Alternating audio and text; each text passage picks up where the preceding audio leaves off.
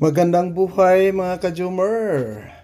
Ayan, ngayong araw na ito'y tayo'y magluluto dahil meron tayong panauhin na darating. At sa pagsimula ng ating araw, tayo'y gagawa ng kape at magmuni-muni sa umaga para maisip-isip natin kung anong dapat natin gawin sa araw na ito.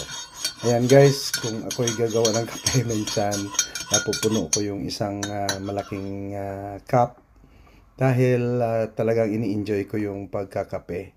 Ayan, magto-toast tayo ng tinapay, brown bread tayo sa umaga, at lalagyan lang yan natin guys ng butter at saka minsan cream cheese para may pampatawid ng gutom. Ayun, at yan natin ginagamit natin yung ating air fryer pero sa setting ng toasts. So ngayon, at magpapakulo tayo ng tubig para sa pagsisimula natin sa ating pagluluto habang tayo ay nagbe-breakfast, nagkakape. Naglagay tayo ng tubig sa kaldero para ilaga natin or ipakuluan natin muna yung labong na lulutuin natin dyan. Ayan, siniset natin ang ating apoy. And then, ayan yung ating kaldero.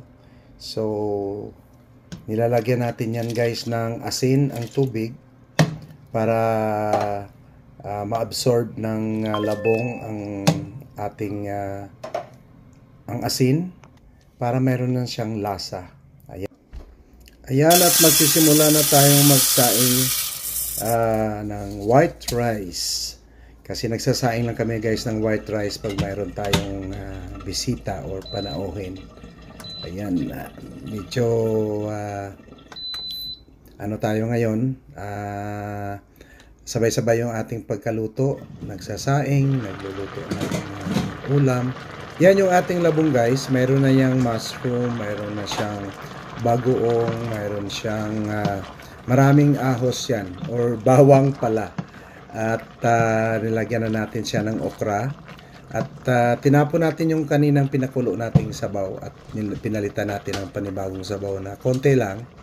Ayan, at nilagyan ko rin siya ng saluyot. So yan yung sahog ng ating labong. And of course, mabilis lang yan at kunting kulo na lang. Tapos na yung ating labong. At ilagay na natin ang final sahog nito, which is the shrimp. Yan. Yan, kumulo na siya. Isang bukalis lang, 1 bukalis. Ilagay na natin ang ating shrimp na malalaki. Yan ay treated as a special dahil panauhing pandangal ang ating bisita ngayon. So hintayin lang natin siya guys na pumula ang shrimp.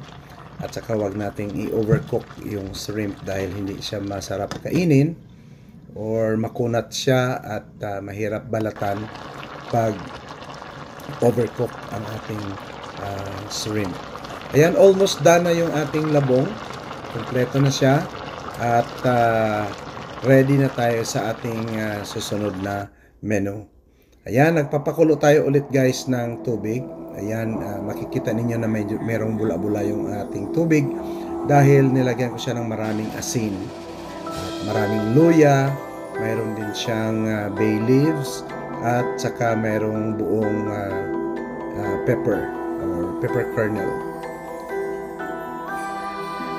Yun, nilagyan natin siya ng asin at pakuluin natin yung ating tubig na yan sa kaldero para mailagay natin pag kumulo na siya.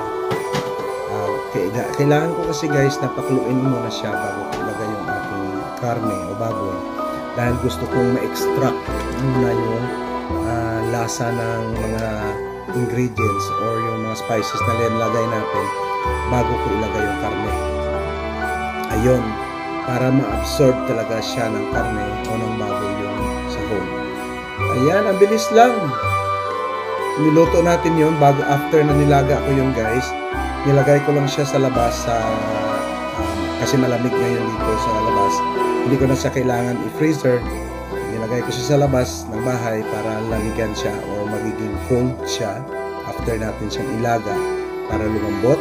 And after that, pinatuyo ko lang siya at niluto ko siya sa air fryer. Ayan. So, pwede rin yan na lutuin natin siya sa mantika, deep fried. Yan ang tinatawag nating lechon kawali.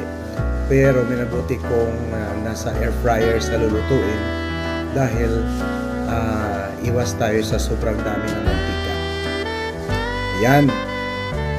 Hihiwa na natin siya at yan guys, narinig nyo? Crispy. Crispy siya. Kasi bago ko siya ilagay sa air fryer, tinusok-tusok ko muna siya ng tinidor at nilagyan ng konting suka at lagyan ng asin. At bago ko siya ipasok sa air fryer. Ayan ang ating finished products. Jaran! Yan yung ating panauhing pandangal. Ang mag-asawang Pagmanwa family. Ayun, si Pats at si Rina, yung kanyang misis. Yan, thank you so much Pats and Rina for visiting us here. Ayan, at happy kami ni misis na dumating kayo at napasalan nyo kami sa araw na yan at nasamahan nyo kami sa aming lunch together. Thank you so much sa inyong dalawa. Hopefully, kita tayo ulit sa susunod na araw. Bye!